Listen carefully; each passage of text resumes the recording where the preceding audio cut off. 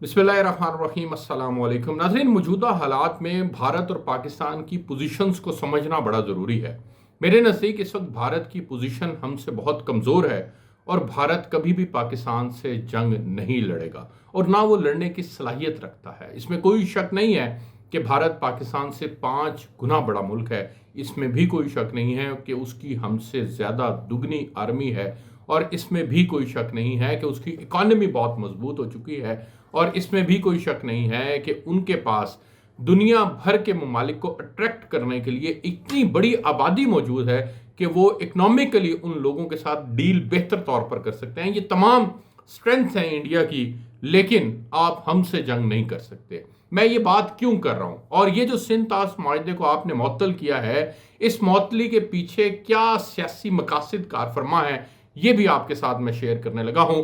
अगर इनका मकसद पाकिस्तान को जिक पहुंचाना होता, पाकिस्तान को डस्ट पहुंचाना होता, पाकिस्तान को कहीं पे भी थ्रेटन करना होता, तो ये फिर सिंध ताश माहदे को मुअत्तल ना करते।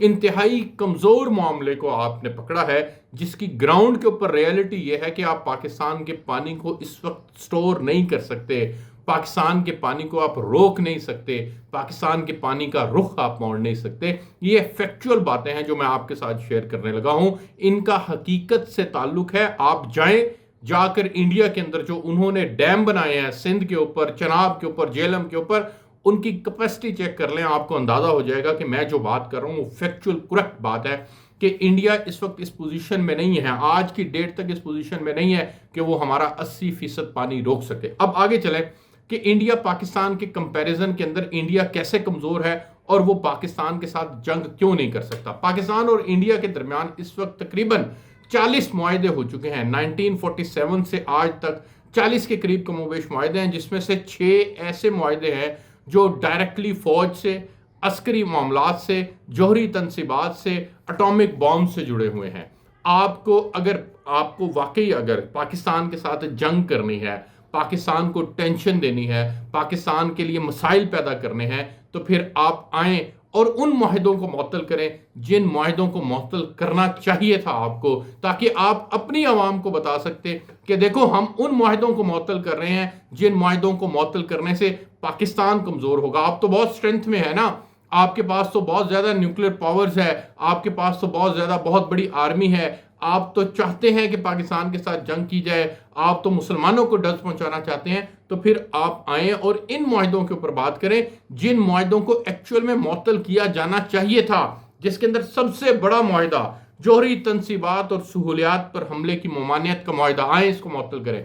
नाज़रीन, ये मुआहदा पाकिस्तान और इंडिया के दरमियान 1988 के अंदर साइन हुआ था और 1991 से ये एप्लीकेबल है। इस मुआहदे का जो मेन ऑब्जेक्टिव था वो मैं आपके साथ शेयर करता हूं कि किसी सूरत भी जौहरी तसादुम के खतरे को हमने कम करना है। ये मेन ऑब्जेक्टिव था इंडिया का इस मुआहदे को लेकर के। इसके अंदर जो सबसे इंपॉर्टेंट चीज है वो ये कि एक दूसरे की जौहरी तनसीबात को तबाह नहीं करना। आपने पाकिस्तान से जंग करनी है ना, तो ये मुआहदा मुअत्तल कर दें। एक दूसरे की जौहरी तनसीबात को तबाह नहीं करना, जौहरी सहूलियात पर हमला ना करने पर इत्तफाक हुआ था। ये एक मेन पॉइंट। हर साल 1 जनवरी को जौहरी तनसीबात और सहूलियात की फहरिस्तों का तबादला करना था आपने। करें ना हमारे साथ इस मुआहदे को मुअत्तल। जौहरी रिएक्टर्स, फ्यूल फैब्रिकेशन, रीप्रोसेसिंग और दीगर सहूलियात का अहाता करना इसके अंदर शामिल था। आए इन एग्रीमेंट्स को आप जो है वो मुअत्तल करें, ताकि फिर हम अपनी तैयारियां आपको बताएं।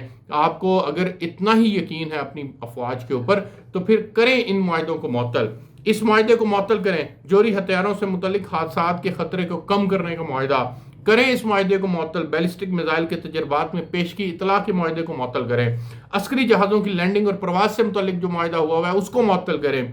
अस्करी मशकों और अस्करी नकलो हरकत की सूरत में कबल अज वक्त आगाह करने के मुआहदे को मुअत्तल करें। जौहरी तनसीबात पर हमले की मुआयनत के मुआहदे को मुअत्तल करें। इंडिया और पाकिस्तान के दरमियान फौजों के इनखला के मुआहदे को मुअत्तल करें। इन मुआहदात को आप छेड़ते नहीं हैं। आपने जिसके ऊपर आप ग्राउंड पे कर कुछ नहीं सकते, जिसके अंदर प्रैक्टिकली आप कुछ नहीं कर सकते, आपने अपनी आवाम को बेवकूफ बनाने के लिए वो मुआहदा आगे ले आए आप, और उस मुआहदे को आपने मुअत्तल कर दिया जिसकी कोई ग्राउंड रियलिटी नहीं है, जो पाकिस्तान का आप एक कतरा भी नहीं रोक सकते। और अगर रोकेंगे तो आज भी, कल भी और रोजाना हमारे अकाबरीन जो हैं वो आपके साथ बात कर रहे हैं और आपको बता रहे हैं کل خواجہ آصف صاحب نے بڑی زبردست بات کی ہے کہ یہ ٹٹ فور ٹیٹ ہوگا، آپ ہمارے ایک آدمی کو مارنے کی کوشش کریں گے، ہم بھی آپ کے آدمیوں کو ماریں گے۔ ایسا نہیں ہو سکتا کہ پھر آپ جو ہے وہ دیکھتے رہ جائیں اور آپ ہمارے بندوں کو مارنا شروع کر دیں۔ ایسا نہیں ہو سکتا جو اسحاق ڈار صاحب نے کہا ہے کہ آپ ہمارے پانی کو روکیں اور پھر ہم اس کو جنگی اقدام تصور کریں گے۔ آپ کے پاس میزائل بہت ہے نا، آپ اپنے میزائلوں کو استعمال کریں، آپ کے پاس گورو ہے، وجرا ہے، شمشیر ہے، ان کو لے کے آئیں ہمارے غوری کے سامنے، ہمارے عبدالی کے سامنے، ہمارے شاہین اور نصر کے سامنے لے کے آئیں نا۔ آپ کو ہم بتاتے ہیں کہ یہ کتنے امپورٹنٹ ہمارے پاس میزائل ہیں، جن میزائلوں کی مدد سے ہم آپ کی اینٹ سے اینٹ بجا سکتے ہیں۔ تو میں جو آپ کے سامنے یہ سارا مقدمہ پیش کیا ہے، اس کا مقصد صرف ایک ہے کہ پاکستان کی سٹرنگتھ بہت ہے، پاکستان مضبوط گراؤنڈ کے اوپر کھڑا ہوا ہے۔ یہ جو معاہدہ انہوں نے معطل کیا ہے، اس معاہدے کو لے کر کے اس کا امپیکٹ پاکستان پہ فی الحال کوئی نہیں آنے والا۔ تو جن کا امپیکٹ آنا چاہیے، جن سے آپ کو ڈر لگتا ہے، ان معاہدوں کو چھیڑے نا، تاکہ آپ کو پتہ چل سکے کہ ہماری کیا پوزیشن ہے، ہم پھر کیسے مزید کھل کر سامنے آتے ہیں۔ اور ہم جو ہے وہ یہ جو جوہری تنصیبات اور سہولیات پر حملے کی معاونت کا معاہدہ ہے، میں صرف اتنا کہوں گا کہ اس ایک کو آپ معطل کر کے دیکھ لیں ذرا۔ پاکستان کی عوام جب لڑتی ہے نا تو وہ اس جذبے کے ساتھ لڑتی ہے، پاکستان کی پاک افواج جب لڑتی ہیں تو اس جذبے کے ساتھ لڑتی ہیں کہ میں نے اگلے بندے کو مارنا ہے، اگر میں مر گیا تو میں شہید ہوں، بچ گیا تو میں غازی ہوں، لیکن میں نے یہ جنگ اس لیے جیتنی ہے کیونکہ مجھے اپنے وطن کی سرحد کی حفاظت کرنی ہے، اور میں نے اپنی جان کی قربانی اس لیے دینی ہے کیونکہ یہ میرے اللہ کی رضا ہے۔ آپ کا فوجی اس جذبے کے ساتھ نہیں لڑتا۔ ہمارے پاس 5 لاکھ فوج ہے، ہمارے پاس 6 لاکھ ہے، 8 لاکھ ہے، ہمارے جتنے بھی جوان ہیں وہ ہمارا ایک جوان آپ کے سینکڑوں جوانوں کے اوپر بھاری ہے، یہ بات ذہن میں رکھیں۔ اور اس بات کو مد نظر رکھتے ہوئے آپ پاکستان کو کسی صورت بھی شکست نہیں دے سکتے، اور نہ پاکستان سے کہیں پر کسی جگہ کے اوپر جنگ کر سکتے ہیں۔